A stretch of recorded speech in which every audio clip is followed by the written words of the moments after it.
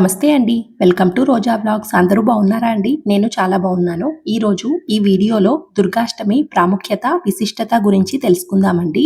అశ్వయుజ మాసంలో వచ్చే శుక్లపక్ష అష్టమి దుర్గాదేవి అమ్మవారికి పరమ ప్రీతికరమైన రోజు. దీనినే మహాష్టమి లేదా మహాదుర్గాష్టమి అని కూడా పిలుస్తారు.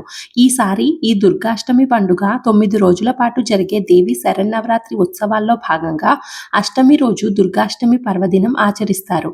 అలాగే చాలామంది ఈ రోజున దుర్గాదేవి అనుగ్రహం కోసం దుర్గాష్టమి వ్రతం చేస్తారు. అలాగే ఆయుధ పూజ నిర్వహిస్తారు. ఈ దుర్గాష్టమి రోజు భక్తి శ్రద్ధలతో ఆచరించి ఆరాధనలు, పూజలు అమ్మవారికి చేస్తారు. అత్యంత పవిత్రమైన దుర్గాష్టమి రోజు చాలామంది కన్యా పూజ లేదా కుమారి పూజ ఆచరిస్తారు. చాలా శుభకరమని నమ్ముతారు. దసరా నవరాత్రుల్లో అత్యంత విశిష్టమైన రోజుగా, అపారమైన శక్తులకు ప్రతీకగా దుర్గాష్టమి పర్వదినాన్ని ఆచరిస్తారు. ఈ రోజున పూజించే అమ్మవారి రూపం మహిషాసుర మర్దిని, అంటే మహిషాసురుడిని సంహరించిన దుర్గాదేవి అని అర్థం. ఇక దుర్గాష్టమి రోజు ఆచరించే దుర్గాష్టమి కథ విషయానికొస్తే, పూర్వం రంభుడు అనే రాక్షస రాజు ఉండేవాడు. అతడు మహిషి రూపంలో ఉన్న రాక్షసిని మోహించి వివాహం చేసుకుంటాడు. వారికి జన్మించిన వాడే ఈ మహిషాసురుడు. గేదె తల, మనిషి మొండెం కలిగిన ఈ రాక్షసుడు అపారమైన శక్తియుక్తులతో లోకాలను జయించాలనే కోరికతో బ్రహ్మదేవుడి కోసం కఠోర తపస్సు చేస్తాడు. మహిషాసురుని తపస్సుకు మెచ్చిన బ్రహ్మదేవుడు ప్రత్యక్షమై మీరు కోరిన వరం ఇస్తానని హామీ ఇస్తాడు. అప్పుడు మహిషాసురుడు, నాకు పురుషులు లేదా దేవతల చేతిలో మరణం లేకుండా వరం ఇవ్వండి అని కోరతాడు. వెంటనే బ్రహ్మ ఆ వరాన్ని ఇచ్చాడు.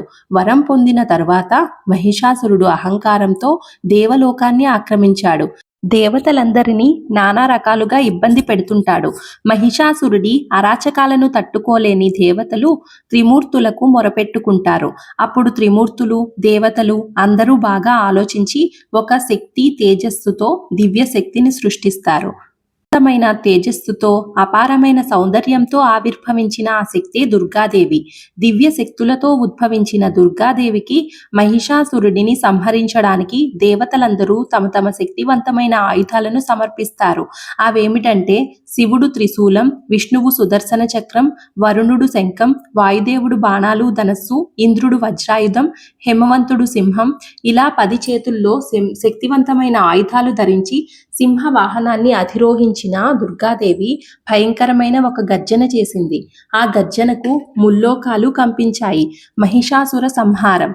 దుర్గాదేవి గర్జన విన్న మహిషాసురుడు ఒక స్త్రీ తనపై యుద్ధానికి వచ్చిందని గర్వంగా భావించి ఆమె శక్తిని తక్కువ అంచనా వేశాడు.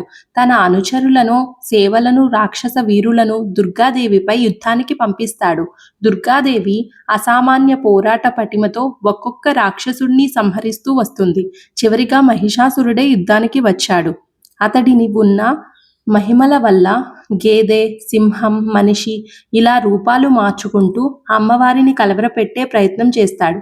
కానీ దుర్గాదేవి దివ్యశక్తితో అతని ప్రతి మాయను ఛేదిస్తూ వస్తుంది. చివరిగా మహిషాసురుడు గేదె రూపంలో ఉన్నప్పుడు, ఆ రూపం నుంచి మనిషి రూపంలో బయటకు వచ్చే ప్రయత్నం చేస్తున్నప్పుడు దుర్గాదేవి త్రిశూలాన్ని అతని గుండెలపై దింపి శిరస్సును ఖండిస్తుంది. అంతటితో ఆ రాక్షసుడు పీడ విరగడవుతుంది. దీంతో లోకంలో శాంతి నెలకొంది. అలాగే మహిషాసురుడిపై దుర్గాదేవి విజయం సాధించిన రోజునే దుర్గాష్టమిగా జరుపుకుంటారు.